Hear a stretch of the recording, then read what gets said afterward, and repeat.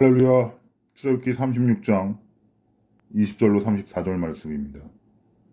그가 또 조각목에서 성막에 세울 널판들을 만들었으니 각 판의 길이는 10규빗, 너비는 1규빗 반이며 각 판에 2촉이 있어 서로 연결하게 하였으니 성막의 모든 판이 그러하며 성막을 위하여 널판을 만들었을 때 남으로는 남쪽에 널판이 20개라. 그 20개 널판 밑에 은받침 40개를 만들었을 때 곧 이 널판 밑에도 두 받침이 그 2촉을 받게 하였고 저 널판 밑에도 두 받침이 그 2촉을 받게 하였으며 성막 다른 쪽 곧 북쪽을 위하여도 널판 20개를 만들고 또 은받침 40개를 만들었으니 곧 이 판 밑에도 받침이 둘이요 저 판 밑에도 받침이 둘이며 장막 뒤 곧 서쪽을 위하여는 널판 6개를 만들었고 장막 뒤 두 모퉁이 편을 위하여는 널판 2개를 만들되 아래에서부터 위까지 각기 2겹 두께로 하여 윗꼬리에 이르게 하고 두 모퉁이 쪽을 다 그리하며 그 널판은 8개요 그 받침은 은받침 16개라. 각 널판 밑에 2개씩이 있더라. 그가 또 조각목을 띠를 만들었으니 곧 성막 이쪽 널판을 위하여 5개요 성막 저쪽 널판을 위하여 5개요 성막 뒤 곧 서쪽 널판을 위하여 5개며 그 중간띠를 만들되 널판 중간 이쪽 이 끝에서 저 끝에 미치게 하였으며 그 널판들을 금으로 싸고 그 널판에 띠를 깰 금고리를 만들고 그 띠도 금으로 쌌더라. 아멘. 아멘. 성스러운 공사라는 제목으로 하나님의 말씀 증거하도록 하겠습니다. 하나님의 집을 짓는 성스러운 공사가 드디어 시작되었습니다. 지혜로운 기술자도 모아졌고 재료도 충분히 모아졌습니다. 물론 성막 설계도는 하나님으로부터 이미 받은 상태입니다.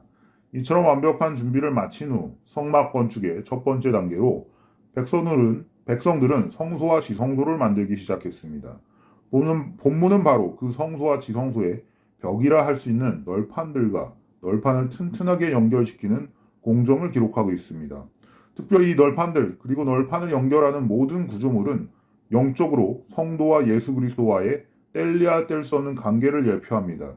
이런 관점에서 우리를 세우고 보존하는 그리스도와의 관계를 살펴보도록 하겠습니다. 우리는 교회이며 또한 교회의 구성체라는 것입니다.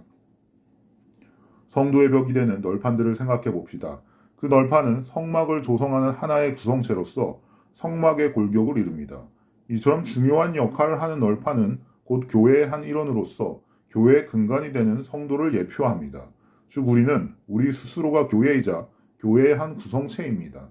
따라서 우리는 널판들이 용도에 맞게 잘려지고 위치에 맞게 배치되듯 교회가 추구하는 효용성과 각각의 위치에 맞게 다듬어진 교회의 한 구성원이 되어야 합니다. 또한 널판의 가장 중요한 용도가 성막의 뼈대로서 비바람을 견디는 버팀목이 되듯이 우리 역시 교회의 중추적 역할을 가진 인물로서 세상의 제약과 세속으로부터 교회를 보호하고 방어해야 하는 사명을 지닙니다.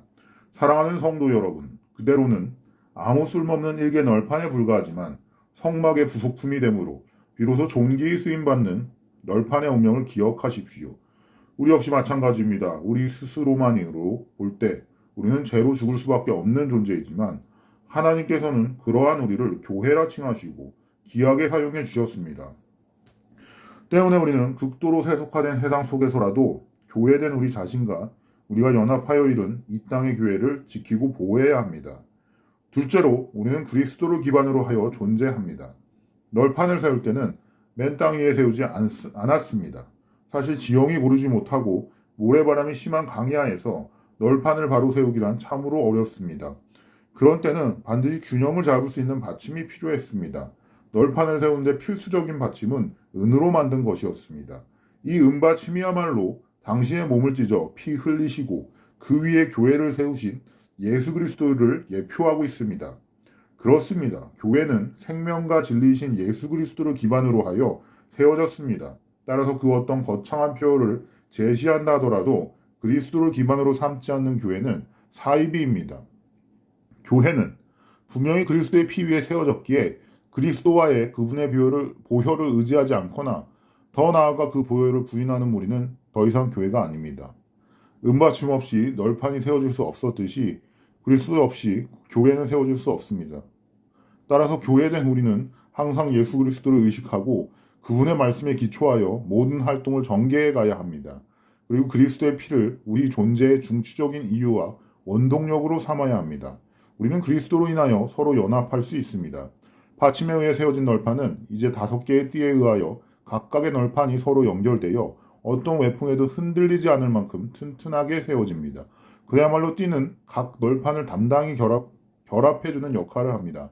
이러한 역할은 곧 각 성도들을 온전케 매여 하나로 결속시켜주는 예수 그리스도의 사역을 예표한다는 것입니다. 그렇습니다. 성도가 서로 연합하여 교회를 더욱 튼튼히 하고 성도 상호 간의 영적 우애를 돈독히 하게 하시는 이는 오직 예수 그리스도 한 분이십니다. 실로 주님은 이 일을 위하여 간절히 기도하셨습니다. 인간과 인간을 가장 확실히 결합시켜준다고 믿어 온 결혼조차도 이제 그 기능을 다하지 못하는 불신의 시대가 되었습니다. 그러나 그리스도에 의하여 결합된 성도의 결합은 놀라운 결핍력을 보입니다. 때문에 교회는 영원히 서로가 서로를 공유하면서 존재할 것입니다. 이제 우리는 이 사실을 깨닫고 마음과 뜻을 같이 하고 같은 마음과 같은 뜻으로 온전히 하나 되어야 하겠습니다. 성도 여러분, 죄악과 쾌락의 밤이 깊어가지만 우리는 거룩한 하나님의 사람으로 교회의 한 구성원으로 부름을 받았습니다. 이처럼 영광스럽고 고결한 존재가 될 수 있었던 것은 분명 하나님의 아름답고도 희생적인 노력이 있었기 때문에 가능했습니다. 그렇습니다. 우리는 하나님의 독생자 예수 그리스도의 희생을 기반으로 거룩한 자가 될 수 있었습니다. 따라서 우리는 그분을 떠나서는 아무것도 할 수 없습니다. 또한 우리가 잊지 말아야 할 것은 신앙 공동체인 교회가 하나 될 수 있는 것은 오직 교회의 머리 대신 예수님 때문이라는 사실입니다. 그러므로 교회와 그 교회 구성원들인 우리는 언제나 그리스도를 주로 인정하고 그분을 중심하여 생활해야만 하겠습니다.